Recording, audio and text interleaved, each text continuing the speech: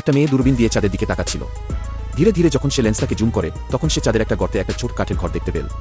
তাড়াতাড়ি করে সে দৃশ্যটাকে আরও স্পষ্ট করে বট করল আর দেখল একজন সাদা চুলের বৃদ্ধ লোক সেই ঘরের বাইরে বেরিয়ে আসছে। মেয়েটি অবাক হয়ে গেল, কারণ সেই বৃদ্ধ লোক আর কেউ না, তার দাদু, যিনি অনেক বছর আগে মারা গিয়েছিলেন। মেয়েটি আনন্দে দাদুকে হাত নাড়িয়ে ডাকল, কিন্তু তাদের মাঝখানে অনেক দূরত্ব থাকায় দাদু কিছু শুনতে পেলেন না। সে দেখল দাদু একা একটি বেঞ্চে বসে আছেন, মাটির দিকে চুপচাপ তাকিয়ে আছেন। মনে হচ্ছিল যেন তিনিও মেয়েটিকে খুব মিস করছেন। মেয়েটি চেয়েছিল যেন দাদু একা না থাকেন, তাই সে দাদুকে নমস্তে বলার জন্য একটি চিঠি লিখতে চায়।